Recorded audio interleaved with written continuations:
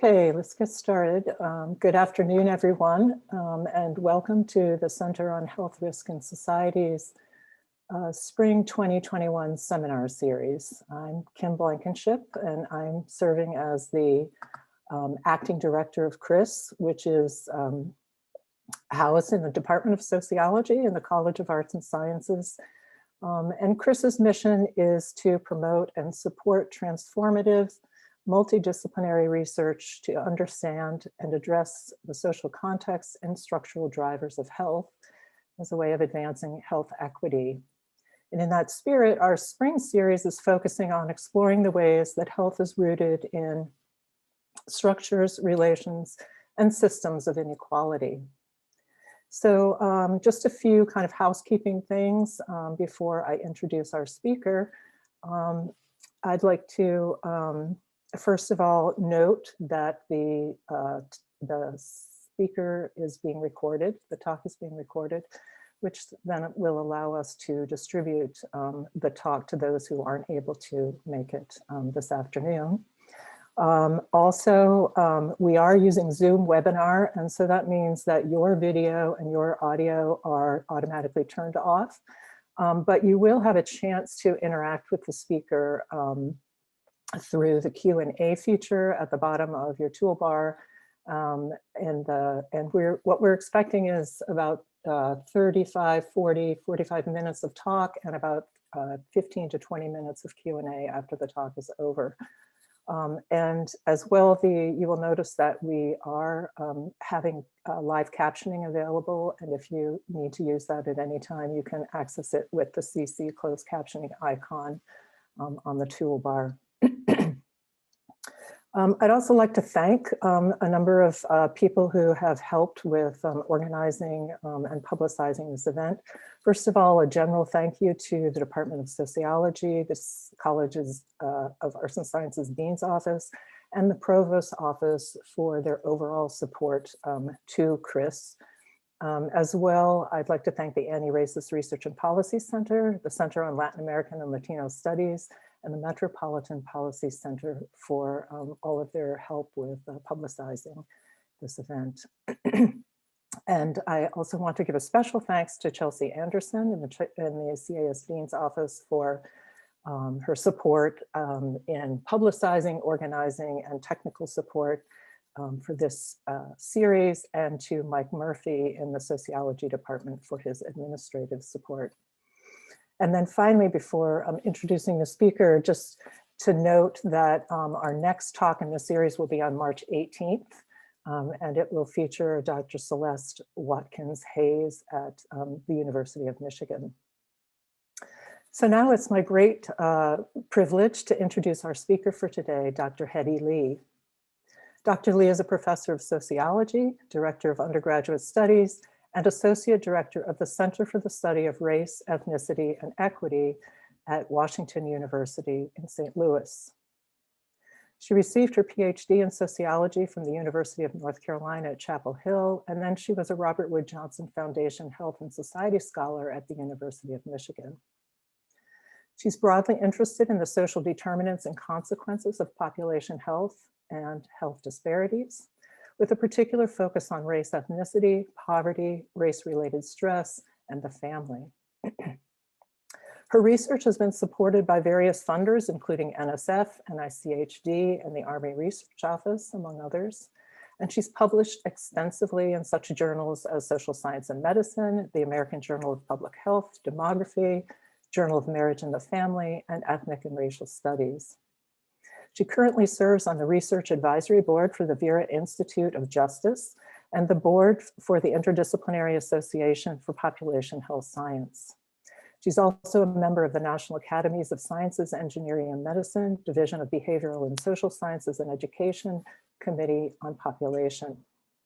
So today she's going to be presenting her work on racial ethnic inequities and the risk of police-involved death. And so without further delay, I give you Dr. Hetty Lee. Hi. Thank you, Kim, for that really great introduction. I haven't had a great introduction like that in a while, so like I feel super special. And I also want to thank Chelsea for helping to organize, getting me all together and ready to share some research that I'm doing. So I'm gonna take a second to share my screen, and then I will, and then I'll start sharing my research. Give me 1 second. I was just saying in preparation that for some reason, I do this a million times, but somehow when I'm opening up my share screen, I get discombobulated. Let's see if I can make it happen this time. Okay. Okay, great. So hopefully everyone can see my slides, and if not, Kim will interrupt and interject. So thank you again for this invitation. I think it's really exciting that Chris is focusing on these issues for the spring semester. They're absolutely critical. I think right now we are in the wake of many pandemics among pandemics, including those related to police violence. And that's what I'm going to be talking about today. I'm going to be talking about a body of work that I've been doing with Frank Edwards at Rutgers University and Michael Esposito, who's at the University of Michigan, but will be joining the sociology department at Washington University in the fall. And what we're trying to do is better describe police-involved deaths. And so for this presentation, I'm going to be focusing on findings from our work regarding variation in police-involved deaths across place, and also cumulative risk estimates of police-involved deaths by race, ethnicity, and sex. And I also want to talk a little bit about expansions of this work. Hopefully we can more about that in the Q&A.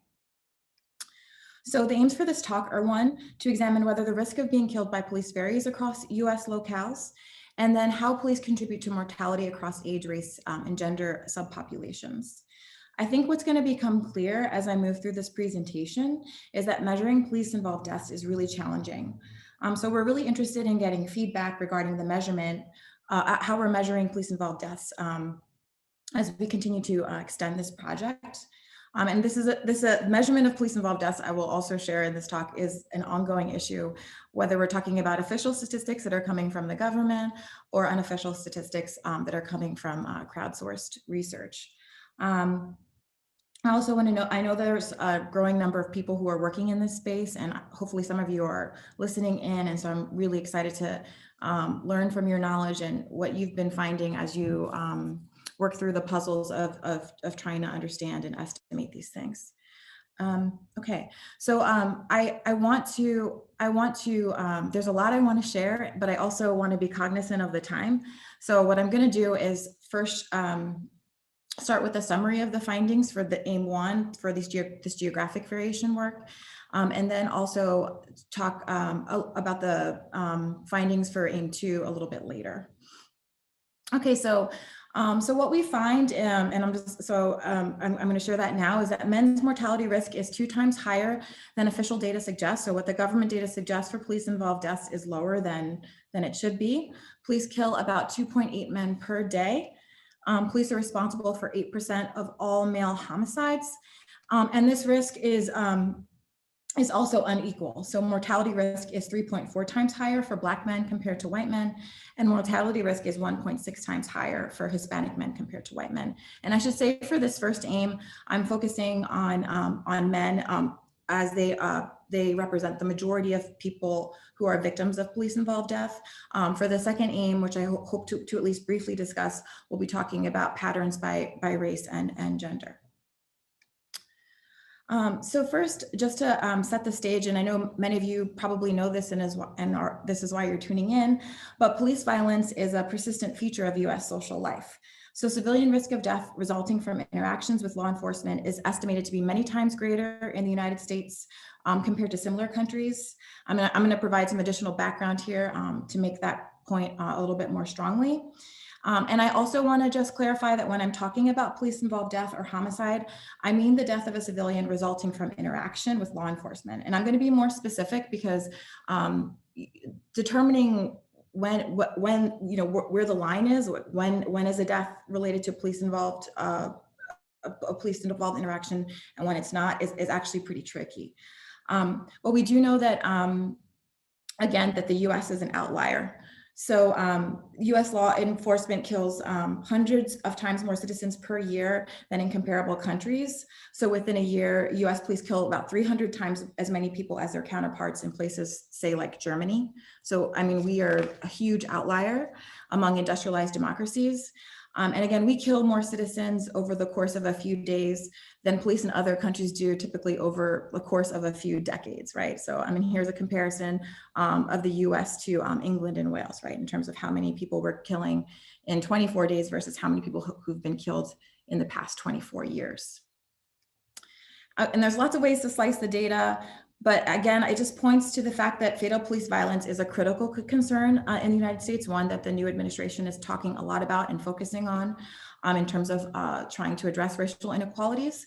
And again, as evidenced by other countries that have near zero counts of fatal police violence, it seems many would argue that these deaths are highly preventable, right? So we care about this because one, we're an outlier there, and clearly we're an outlier in not a positive way. And other places, our counterparts are able to have a functioning society and not do this kind of harm.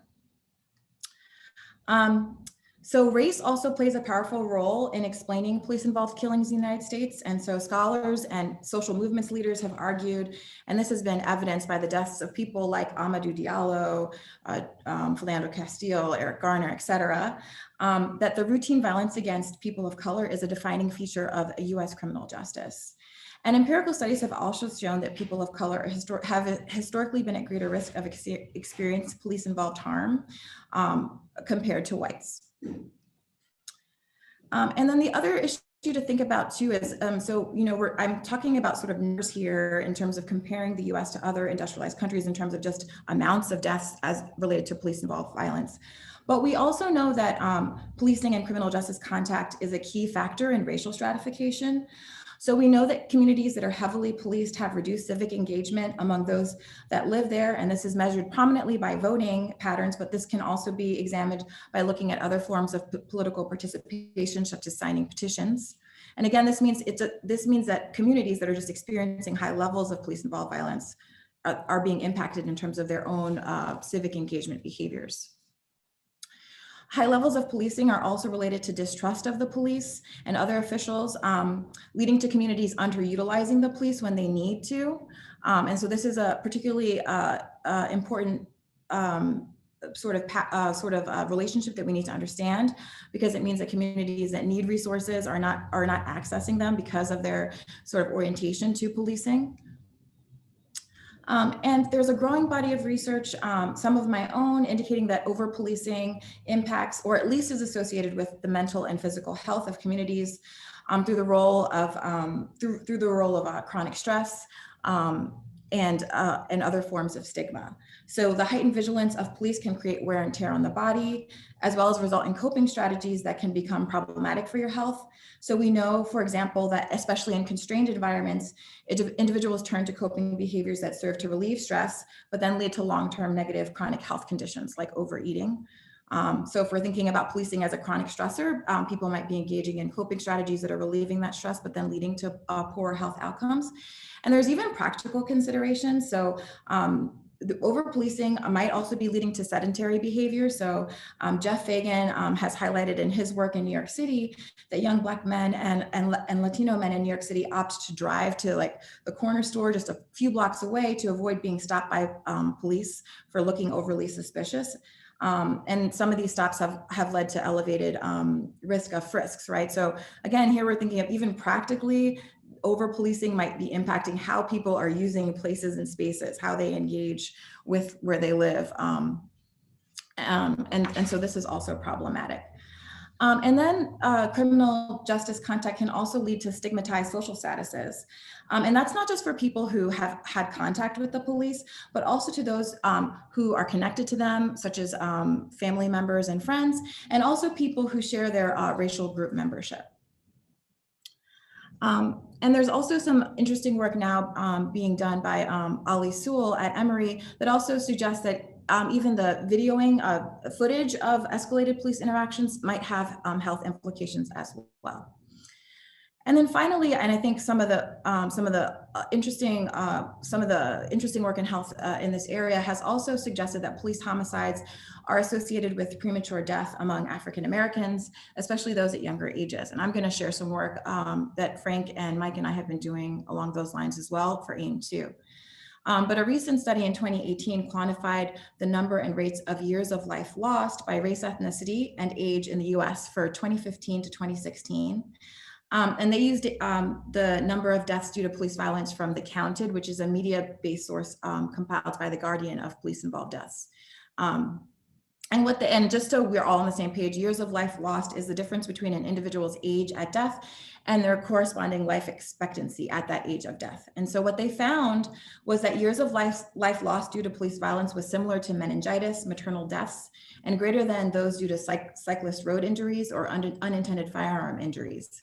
And that African Americans experience a disproportionate amount of years of life lost due to police violence.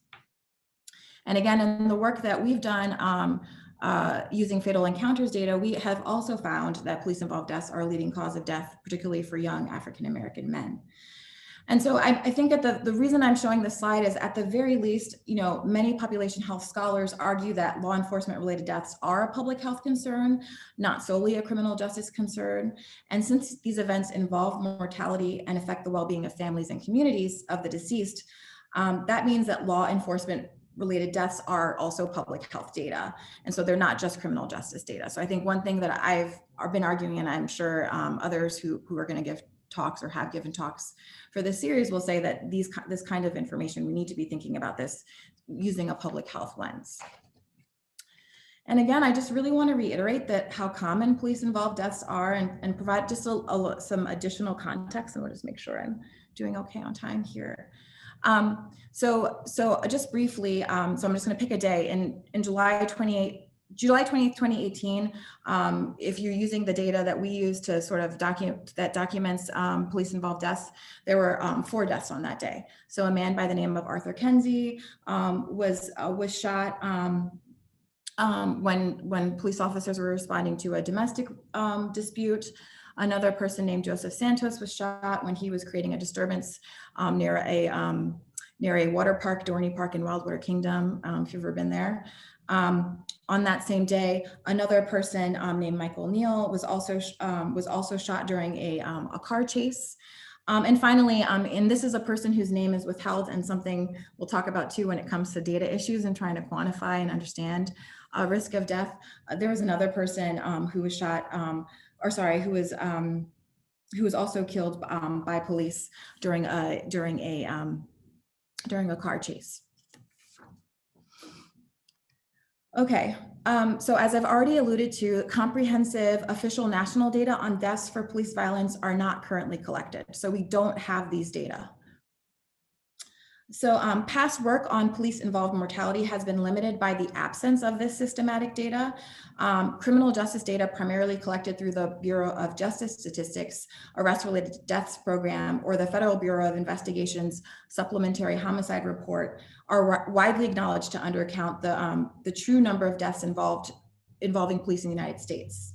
And so to circumvent these limitations, researchers often use data from the National Center of Health Statistics mortality files, that is the National Violent Death Reporting System, and emergency department surveys.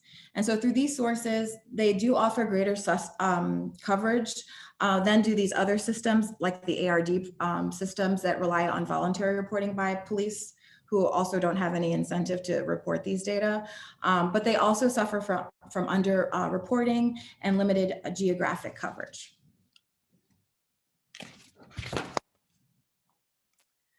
So just to give you an idea of what we mean by why the official data is problematic.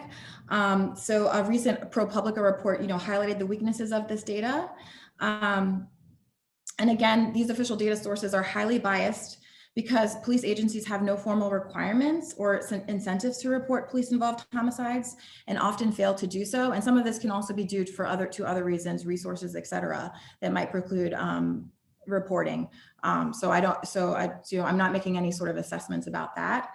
But underreporting has been so severe that if you relied on official data sources, you'd find the entire state of Florida hasn't recorded a single police homicide since 1997, or that New York law enforcement hasn't had any police-involved deaths since 2007.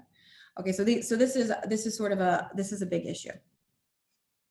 That being said, many researchers, so including the team I work with and others, are drawing upon novel data and methods to improve estimates of risk. So in response to the shortcomings of official data, journalists, activists, researchers, et cetera, have begun collecting data that count police-involved deaths through public records and media coverage. And these methodologies have actually been endorsed by the BJS as producing high quality data on police-involved mortality. And the Bureau has actually proposed a redesign of their arrest-related deaths program that mirrors the efforts that are being done by groups like Fatal Encounters. They have preliminary reports, so they've done some preliminary analysis using open source data to better estimate police-involved deaths. So we relied on data from one of these non-traditional sources, the Fatal Encounters data, which seeks to document all episodes of fatal police-civilian interactions in the United States. The Fatal Encounters data is a web-based, publicly available data source, so any of you can go on right now if you want to and open up a new screen as I'm talking. And the sample universe is inclusive of any reported deaths that occurred during an encounter with police before formal admission into a detention facility. It includes homicides, suicides, and accidental deaths. And then all of these cases are fact-checked against published accounts before they're added to the public data set by the editor. Cases in Fatal Encounters are identified from news reports and public records. And the Fatal Encounters team has conducted systematic media searches for deaths involving police in all US states between 2000 and now 2021. They've also done this by requesting from selected jurisdictions open records. And that's where they get some of the additional variables of victims. And they also rely on obituaries for additional demographic information about their age and race and ethnicity. It's important to note that the Fatal Encounters data collection method depends on the production of publicly accessible records and media reports. And so there's probably a negative bias in the count. So while we think this is a much better estimate than what official data provide, it's still an undercount. And so cases of police homicides are missing if they were not recorded by news outlets. And so places that don't have a robust media infrastructure, we might not be counting deaths there correctly or underreporting. And also if there was a news, but it wasn't reported on the internet, it's not counted in the Fatal Encounters data. So we believe there's probably, an undercount, especially in earlier years of data when less of the news was actually on the internet. And I'll return to that point. But again, despite these limitations, we think this this data is, far more. Provides far more information than we were originally getting. So our analysis includes all police-involved homicides with adult male victims recorded between the January 1st, 2012 and February 12th, 2018. And so even though children, women, and transgender persons were killed in interactions with police over this period, adult men were killed at a much higher rate. And because of the rarity of these other deaths, and because I want to show you sort of geographic variation in deaths, we weren't able to provide estimates for these groups. And the other thing I should have mentioned too is when we focused on homicides caused by police without regard to the legality or the justifiability of these killings. We weren't looking at people who are armed versus unarmed, which is also challenging, and we can talk a little bit about that. And we sought to include only those cases in which deaths were the direct result of police use of force during an interaction between officers and civilians. So that means we're excluding things like car chases, for example. So in addition to excluding all cases reported to be suicides, we also excluded cases like, for example, these car chases. And so we classified as police homicides all cases in which the cause of death was identified as asphyxiation, beating, a chemical agent, a medical emergency, a taser, or a shotgun. And again, it's important just to remember that, different groups have different ways of determining like what is considered a police involved death and what is not. So we think a pretty conservative approach. We did run some sensitivity analysis to see if our exclusion criteria would dramatically change the basic results of our analysis, and they didn't, but I'm happy to talk more about that in the Q&A. And so again, I just wanted to briefly show you, and I wanted to briefly show you sort of what it looks like to if you were to look, if some of you probably already have maybe the a fatal encounter spreadsheet. So this shows, this doesn't show you all the columns, but so I should mention, even though you can't see it here, there is information when available on the race, gender, and age of individuals. Sometimes that information is not available, as that example I gave you, sort of the 4 deaths in July 2018, the last example of a person's race and gender and age are not available. And so those of us who work with this data also have to deal with some of these missing data issues, which I will briefly talk about here, but I can, for those who are really interested in sort of these data issues, I'm happy to talk more now or offline. So let's get to some of the results. So again, men kill police, using official data, we can show that there are more men killed by police than the official data would show. So this figure shows the average deaths reported per year from the ARS data from 2003 to 2009. And then for the fatal encounters data for those same years, and then 2012 to 2018. So I wanted to show you these both bars because our data is actually 2012 to 2018. And again, we're focusing on these years because we think this is where there's probably robust internet media coverage to accurately assess sort of police involved deaths.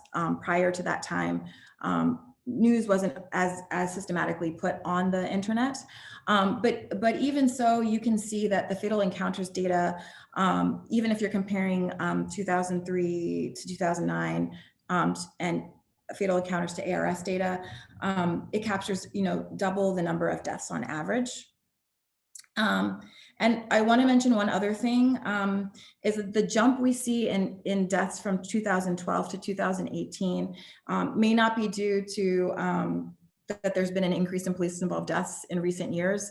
This could be due to, again, underreporting of deaths because, again, internet media was not as strong, news media was not as strong in those years. So this figure provides estimates by race, again, for the arrest-related deaths data, and then the data that we use for the analysis. And again, we can see for all racial ethnic groups, if we use this fatal encounters data, we see a much higher increase in reporting. And again, the ARS data is in salmon or red, and the fatal encounters data is sort of this aqua color. And here I'm just showing you sort of the same data, but here this is showing you deaths per 100,000 per year. So here I'm just showing you the rate. And again, similar to the last slide, rates increase when we use the fatal encounter data. So just getting to some of the geographic variations. So we produce county level estimates of adult male police involved mortality risk by race, ethnicity, and census division and metropolitan area type. And then we standardized all these report rates to estimate deaths per 100,000 men in the population per year. So again, we do this in 2 ways. So we have 2 measures. The first is a census division, which groups states into 9 categories. Defined by the Census Bureau based on similarities in physical and cultural geography. And then the second way that we group is through the metropolitan area type. So using the National Center for Health urban rural classification scheme. And this sorts all US counties into 6 categories based on population size and membership into a metropolitan statistical area. And so this is just an example of what that might look like in Washington state.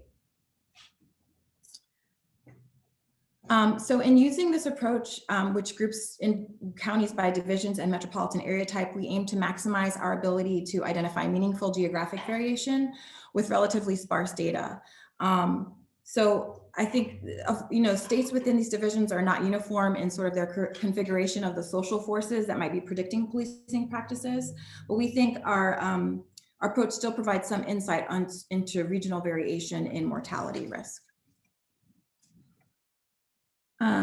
So to measure race ethnicity, we relied on a victim's recorded race ethnicity from the fatal encounters data. And then we did some imputation for predicting race ethnicity when that data was missing.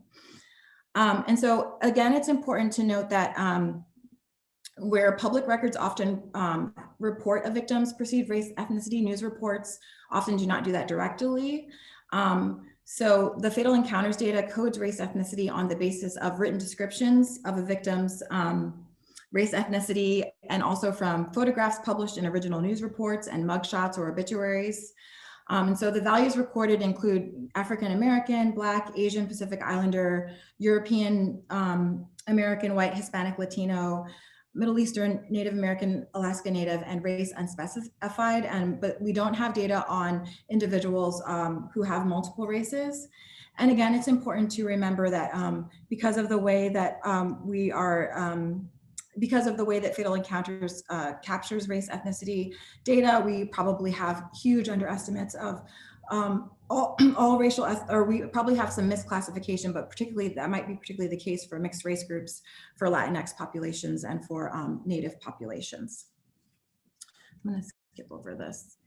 And so again, I'm sure some of you who do this work will appreciate this, and others, you can just not listen to me for this part if you don't want to. But it's important to know that when you have counties with small populations, any occurrence of a police-involved mortality can really inflate the per capita rates. And also there are places where small populations don't record any police-involved deaths during the time period covered by the available data. So, but we know that the true risk isn't non-zero in those areas.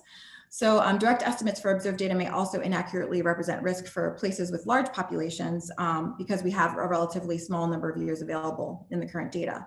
So to sort of get around that, we estimated Bayesian multi-level negative binomial regression models of police homicides with adult male victims at the county level as a function of metropolitan type, division, and race ethnicity.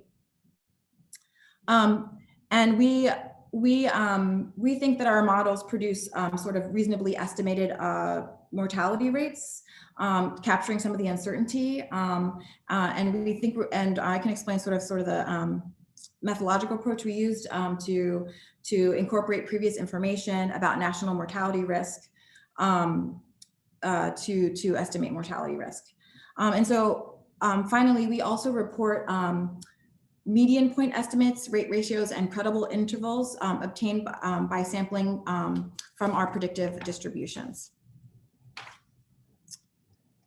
So getting to the results, again, Fatal Encounters reported about 10,000 police-involved deaths in the 6 years that we were studying.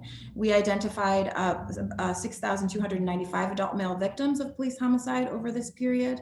And this is an average of 1,028 deaths per year, or 2.8 deaths per day. So this slide here is showing the risk of being killed by police per 100,000 per year. So of the 6,295 adult male police homicide victims in our sample, 2,993 were white, 1,779 were Black, 1,145 were Latino, and 114 were Asian Pacific Islander, and 94 were American Indian Alaska Native. And during this period, Black men were killed at a rate of 2.1 times per at least 2.1 per 100,000 population. Latino men were at 1 per 100,000, and white men were killed at 0.6 per 100,000. And our models predict that between 970 and 1,174 total men were killed by police per year. And again, there's inequality in this risk. So mortality risk is 3.4 times higher for Black men compared to white men, and 1.6 times higher for Latino men compared to white men. So here I'm going to show you some of the median mortality rate per 100,000 by the Census Division. So the pink dot are Black males, green dots are Latino males, and the blue dots are white males. And again, these are by Census Division. And I think one thing that's clear as you're looking at the sort of patterning on this graph, that Black men are at higher risk of police-involved mortality than white men across the nation, so across all of these census regions. The median Black adult male risk is highest at 3 per 100,000 in the Pacific and in the West North Central divisions. And for Latino men, mortality risk is highest in these mountainous, the mountain states, where the risk is about 1.9 per 100,000. We did some sensitivity analysis replicating our results at the state level, and what it suggests is that New Mexico, Arizona, and Colorado are likely driving the highest, those high police-involved death rates for Latino adult males. And so this graph is showing you the median mortality rate per 100,000 population by county type and race. And again, here there's some variation across. There is some variation here, particularly for black men. But what we do see is that in large central and medium metropolitan areas, there's a really high expected rate of Black male police-involved mortality. While in the non-core and large fringe metropolitan areas, we see sort of lower rates.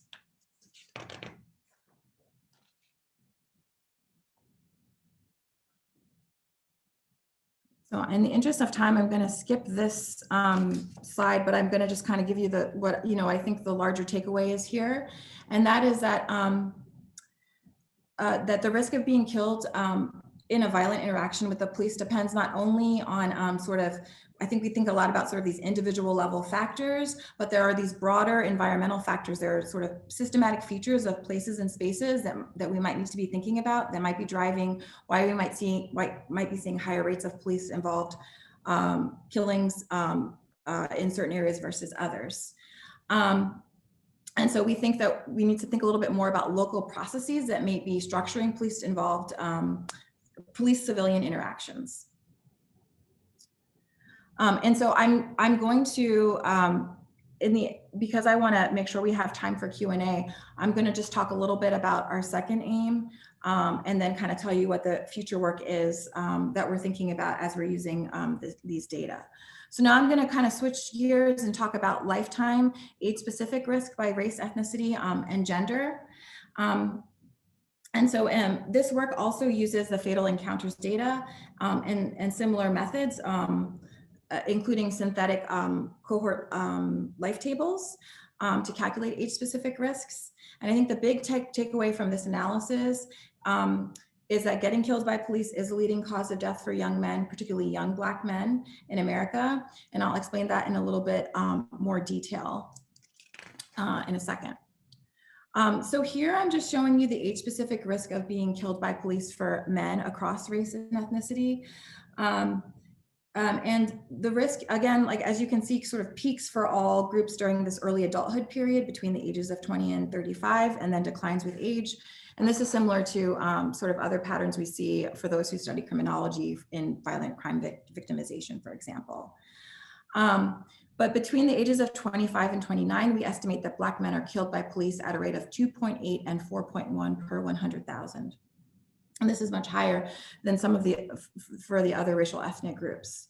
And I want to make sure I'm getting everything here. And the other thing that I mentioned this before, but this means that if we look at these mortality patterns, so the mortality rate of 1.8 per 100,000 for men in the ages of 20 to 25, that ranks police use of force as one of the leading causes of death for young men.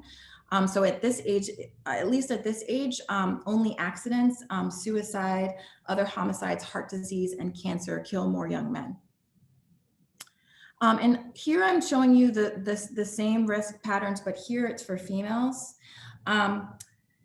And again, for females of all races, we also see sort of a risk peak between 20 and 34. Again, this is sort of similar to what happens in early adulthood. But unlike what we see for men, while women are being killed by police, the rates are much lower and are not considered a leading cause of death.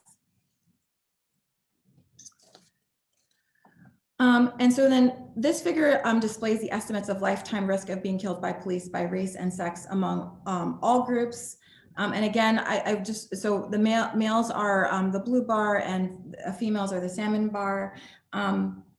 And again, I'm going to just reiterate this. Black men and boys face the highest lifetime risk of being killed by police. So about 1 in 1,000 Black men and boys will be killed by police over the lifetime. So that's the 96 per 100,000.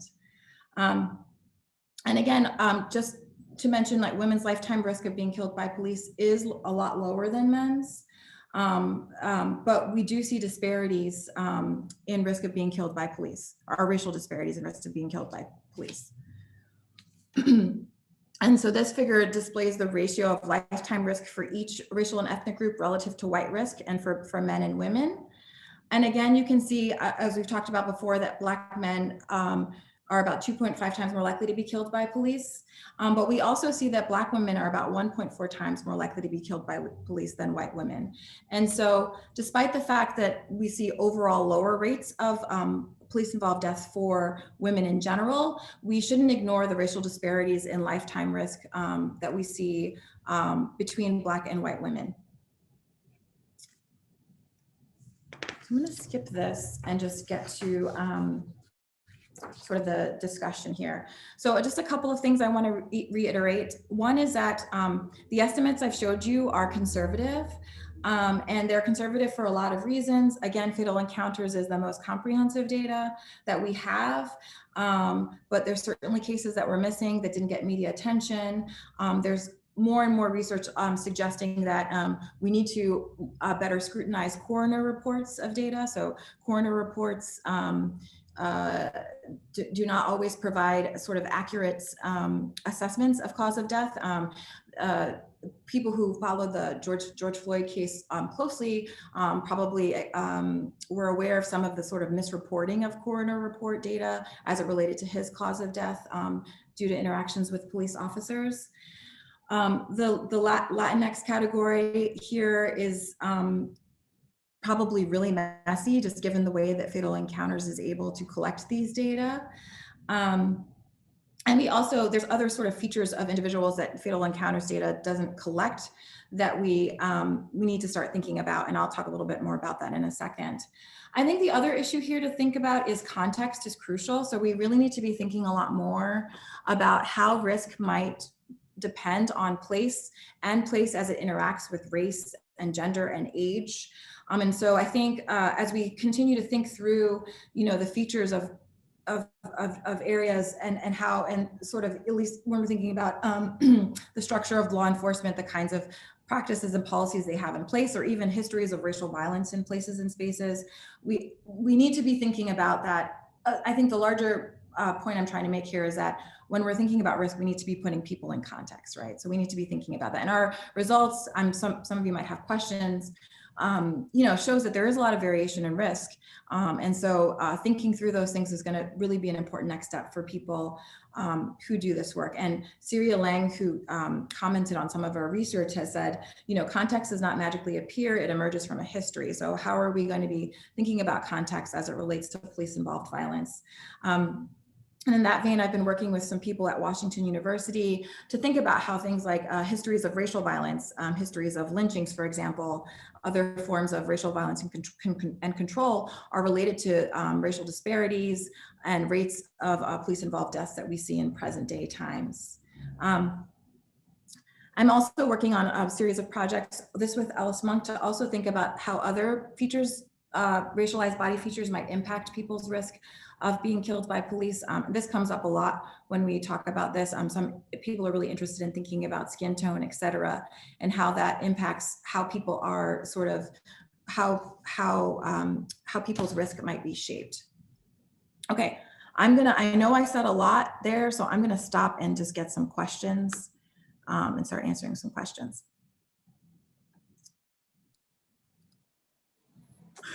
All right, so I agreed to ask the questions for Hedy before the presentation. So we have a question that came in pretty early, and it's probably something a lot of people were thinking about, which is, why is data reporting voluntary by police? Shouldn't it be mandatory for accountability? Yeah, I mean, so I don't know. I mean, if somebody else wants to chime in the chat, I don't know. I don't know the parameters of why it's voluntary. I think it's something that's being revisited right now. I think it's maybe an artifact of sort of just bureaucratic practices. And there wasn't as much attention on, I think, I mean, this isn't necessarily related to your, I can't answer your question, but I think there's been a lot more scrutiny of police involved deaths than there has been in the past. And so I think this could have just been sort of an oversight in sort of administrative reporting of, particular dimensions of things that that that that that are done, reported, that things that police do. There's been some discussions and arguments that there's, not as there isn't infrastructure and funding in place or resources in place to allow for somebody to just be in charge of doing that kind of work and providing it to the appropriate reporting systems that has been discussed. But I do think that this, I mean, at least given my read of some of the initiatives that Biden and Harris are thinking about, that might change. Even so, there will likely be underreporting for a variety of other reasons. And so I think that even the government, the government data collection systems, as I mentioned really quickly, are really thinking about using open source data as sort of the main way of collecting police involved deaths and then supplementing it with official data. So if you look, the ARDS has a preliminary report out that came out in 2019. So they stopped collecting data in 2012 or I think it was 2012. They were just like, this data, they analyzed the data, like, this data is horrible for the reasons that were mentioned. People aren't reporting police involved deaths. Let's go. So they did an assessment. They showed how it was horribly underreported. Then they decided to do some preliminary analysis using sort of open source data like fatal encounters data to better capture. And what they're finding is that using that data works well, but that because they can also then supplement that with coroner reports, et cetera. But that being said, yeah, I can't answer your question. If somebody can in the chat, let me know. I guess, I'll take, I think there's a question that seems to be pretty similar. I'll read it out of, but that's, somebody wanted you to speak a little bit more in Florida. I don't know if you have any lack of reporting data in Florida. I can post, whoever that is, you can email me on my WashU address. I can just send you the ProPublica. There was just an investigative report done by ProPublica that kind of went into the details of the Florida reporting, if you're interested. Okay. So I guess one thing I'd like to ask, has this data, do you take this data anywhere and talk about it? And does it do you think that it's having an impact? Yeah, I mean, I think I'm trying to, how is it? I think this is, I know this was in some ways a pretty data heavy talk, because we really got into the data for this particular analysis. And so we think we've been really successful because we hear the statistic, the 1 in 1,000 statistic being used all the time. I think Kamala Harris used it at one point. And so we think we're super successful in getting it out there because it's not attributed to us. It's just seen as a social fact, right? And so I think if we've seen in many congressional testimony, as well as in many news articles and reports, people are grabbing onto this 1 in 1,000 statistic, which I think is really important, and making the case for thinking about police reform by using our data. So we hear it in many places. Frank Edwards has done the best job, I think, of collecting all the places he's seen it to sort of document the power of that work. So in that sense, we think it's been useful. We've also tried to write commentaries and try to do some more public work around this. So we've published some work in Brookings, also talking about these data, try to talk about it. We talk about it in ASA footnotes article. So we are trying to do our due diligence, right? Which is we now have this information, we need to share it and not, just not make sure it's only read by us, but read by, not that everybody on here is a, sociologist or something like that, but or a researcher, but just make sure that it's getting into the right hands. So yes, and I'm sure we could do a way better job, but we're trying our best. Yeah. So I have a question from somebody you know, Mike Bader. Oh, hi, Mike. He says, "Thank you, Hetty. This is such great work. I was curious what the credible intervals were around the spatial parameters, because I imagine that, for example, the Pacific region might be pretty wide for Blacks relative to other divisions." Yeah, I mean, you're right. I mean, so we have, and that slide that I like sneakily skipped over shows that that's the case here, because the population size for African Americans is a lot lower. I mean, we try to use modeling strategies that help to adjust for some of the small ends, but yeah, I mean, our intervals are pretty big. Uncertainty is pretty big around those particular places and spaces. I think geographic work is tricky for that reason, because while I want to make the case that police involved deaths are common, and they really are, that's why I spent like 5 slides, they're still, in terms of amount per locale, are also, the ends are pretty small. So we do our best to sort of pool risk estimates, which is why you saw us using sort of these larger geographic sizes, and try to use like informed priors. But yes, you're right. I don't know if I'm answering your question. But that being said, I think we still feel confident that the higher risks we see among African American men in the Pacific is a true risk. If that makes sense. He said, "Yes, thank you." I don't see any other questions coming in, so I'll ask you another one. Could you say a little bit more about where you're taking this next? Like what types of analyses you plan to build on this work? Yeah, so we're interested in, so I mean, some of the other work we're thinking about is trying to better understand, as we talked about before, what about a context is leading to these higher risk rates. So one way we were thinking about doing that work is actually working with Alexis Harris, who does a lot of work on fines and fees, and thinking about the ways that the collection of fines and fees might be increasing risk of police-civilian interactions, which might be helping to explain some of the patterning we might be seeing in disparities in risk. So that's one thing that we're thinking about doing. As I briefly mentioned before, I think there's a lot of work. I mean, this place and risk, Mike Bader knows this super well because this is his sort of area of expertise, is already complicated when you're thinking about using contemporary measures and trying to understand how dimensions of a space matter for individual level outcomes.